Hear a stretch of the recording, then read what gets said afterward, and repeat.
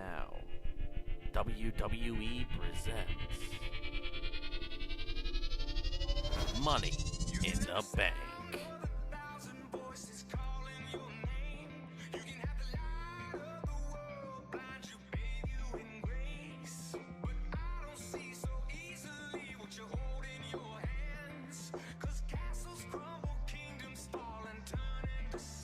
Hello tout le monde, c'est Schmiblik, on se retrouve aujourd'hui pour les pronostics du pay-per-view Money in the Bank. Donc le format sera plus court cette fois-ci parce que je n'ai pas le temps de faire mieux, désolé. Donc on va tout de suite commencer par le match pour le titre féminin de SmackDown entre Lana et Naomi. Donc Lana est enfin de retour, elle avait demandé à Shane McMahon d'entrer dans le match Money in the Bank, mais tout le monde s'est moqué d'elle, ainsi que Shane McMahon, il lui a dit que non. Donc elle est intervenue dans un match plus tard, en frappant Naomi, et Naomi lui a offert un match pour le titre. Donc, pour ce match, je ne pense pas que Lana va remporter la ceinture tout de suite. Je pense qu'elle sera championne dans les mois qui suivent, mais pas à Money in the Bank. Ça irait trop vite, et je pense pas que ce soit la meilleure chose à faire. Donc, je voterai pour Naomi, mais si c'était à choisir, je préférerais que ce soit Lana qui gagne. Donc, on continue maintenant avec le match pour le WWE Championship entre Jinder Mahal et Randy Orton. Donc Mahal est champion à présent. Le marché indien a été conquis par Vince McMahon comme il le voulait. Maintenant, que va-t-il se passer ? Moi, je pense que Jinder Mahal va conserver la ceinture, soit par disqualification, soit grâce à une intervention des Singh Brothers. Parce que voilà, il fait toujours avec ces deux larbins là, et à chaque fois il dérange Randy Orton. Quand même, il n'y a pas photo, en vrai, Randy Orton est bien plus fort que Jinder Mahal.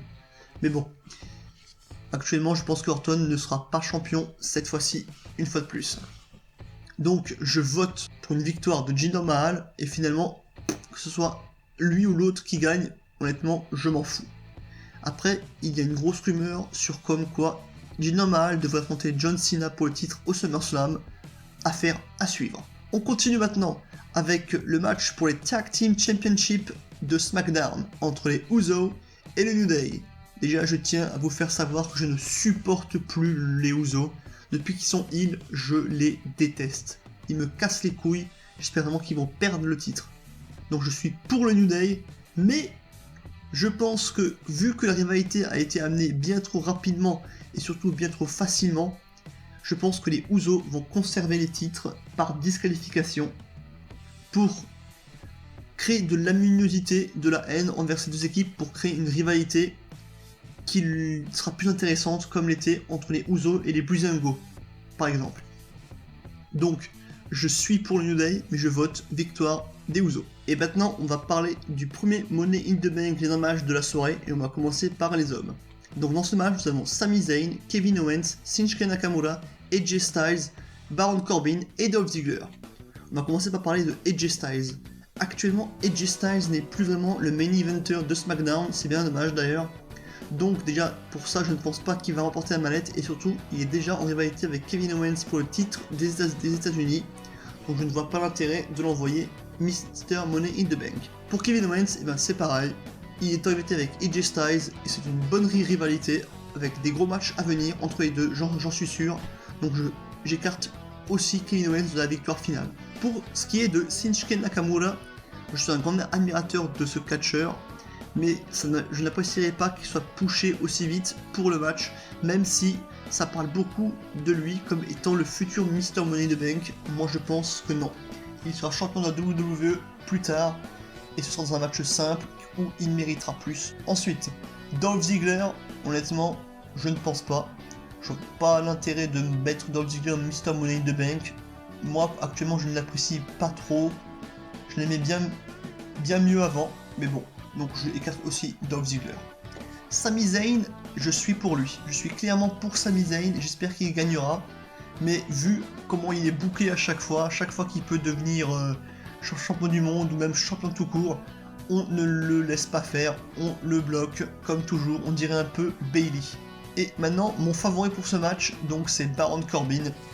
Il a vraiment le profil d'un main eventer, il est vraiment extraordinaire. Baron Corbin est très très fort. Je pense qu'il va devenir un très très grand champion de la WWE, Et donc moi je pense que Baron Corbin va l'emporter et encaissera sa mallette sur Jinder Mahal ou John Cena au SummerSlam. Donc je suis pour Sami Zayn, mais je vote pour une victoire de Baron Corbin. Et on va finir avec le match historique de ce pay-per-view, le premier Money in the Bank match féminin, enfin, une fois de plus, merci beaucoup Shane McMahon, tu es génial.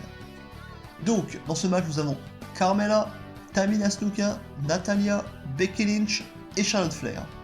Et ça parle beaucoup d'une 6ème participante surprise pour ce match, et ça parle de 3 noms qui reviennent le plus souvent, ce serait Nikki Bella, Paige ou Maria. Donc, si une des 3 noms, Paige, Nikki Bella ou Maria, rentre dans le match, je pense que ce sera elle qui gagnera la mallette de Money in the Bank féminin.